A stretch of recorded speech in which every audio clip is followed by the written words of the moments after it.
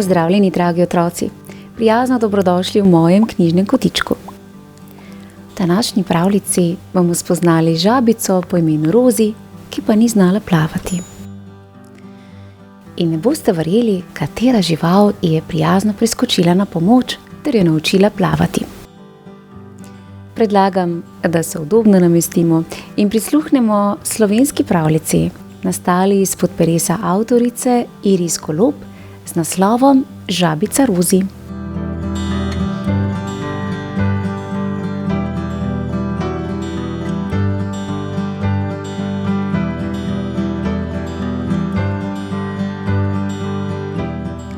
V bližini gozda pod mogočno vrbo je živela žabica Rozi. Njen dom je bil ob robu mlake, ki je bila ravno prav velika in ravno prav globoka, da se je žabica ob njej dobro počutila.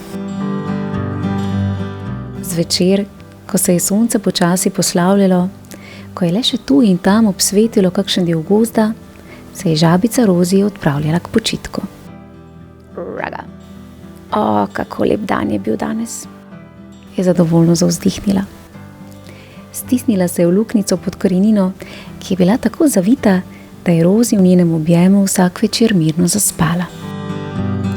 Raga, komaj čakam nov dan. Zagotovo bom spoznala kakšnega novega prijatelja.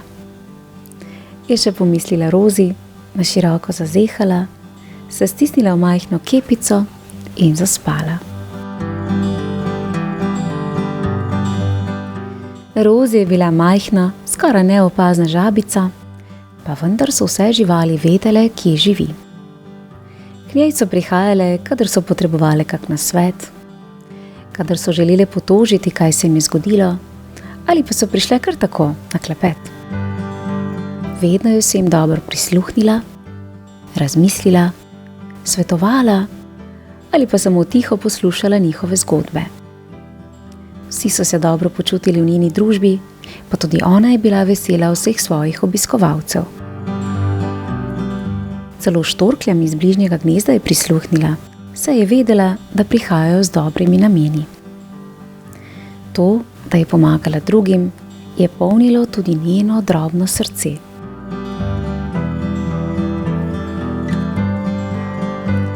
Rozi je tisto noč, stisnjena kot kepica, mirno spala.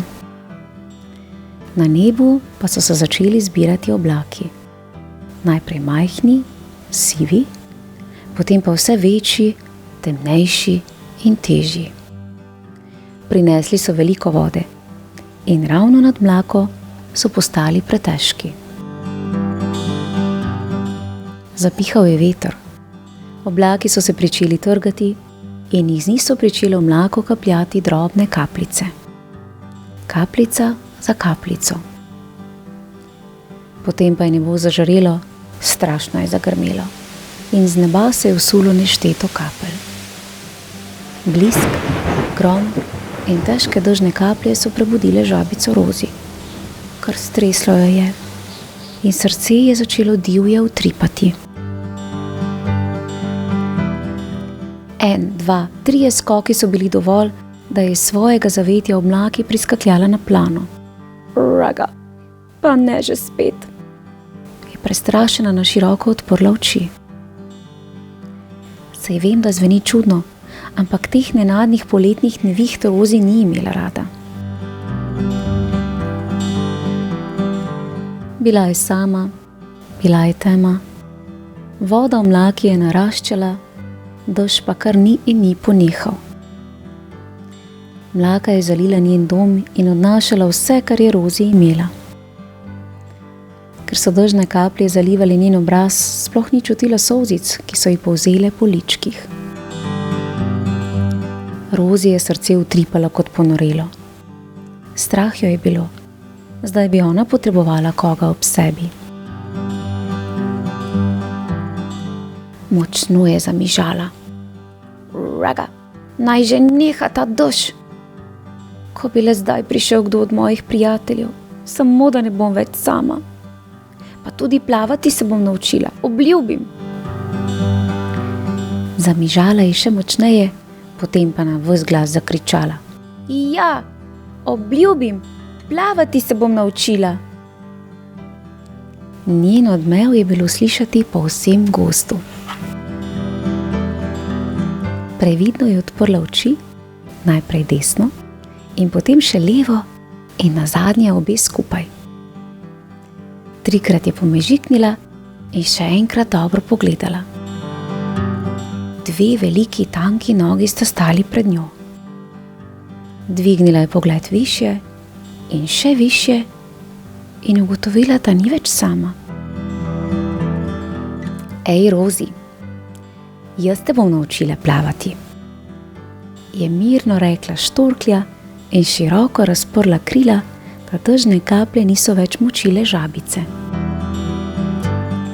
Zdaj pa hitro k meni v gnezdo. Mislim, da naj jo jutri čaka naporen dan, je še rekla, nežno prijela žabico za kožno gumo na hrbtu in jo odnesla v gnezdo. Rozi pa nič. Samo sramežljivo se je nasmehnila in potiho zahvalila, samo da ni več sama. V gnezdu se je stisnila k štorklji in obema je prijala bližina druge.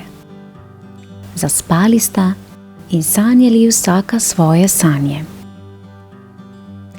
In veste, kaj je bilo naslednji dan?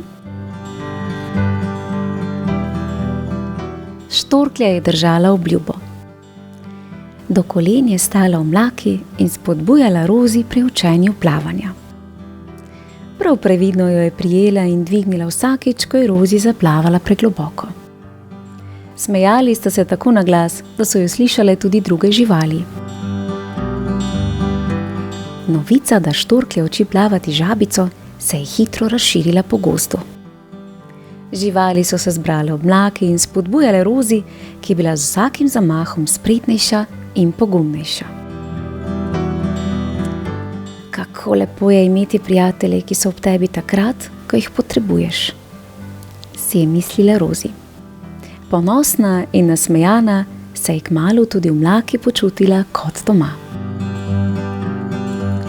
Čudno prijateljstvo boste rekli, štorklja in žabica. Ja, zakaj pa ne? Bravo, štorklja in žabica. Pravo prijateljstvo, ki ne pozna meja. Si predstavljate, kako srečna je bila žabica, ko so ji prijatelji priskočili na pomoč. Prav nalezljiva je ta sreča. In verjamem, da živali v Ribniku še danes prijateljujejo ter se veselijo. Otroci, mojim knjižnem kotičkom pa lahko prisluhnete še eni slovenski pravljici z naslovom Deklica in kit. Namreč tudi med deklico in kitom se je spletla čudovita prijateljska vez. Lepo se imejte, uživajte v družbi svojih prijateljev in se kmalu spet slišimo. Sedaj vam pa pošiljam en žabji. Čau, čau. Bravo, Rozi. Dobro se z dobrim vrača.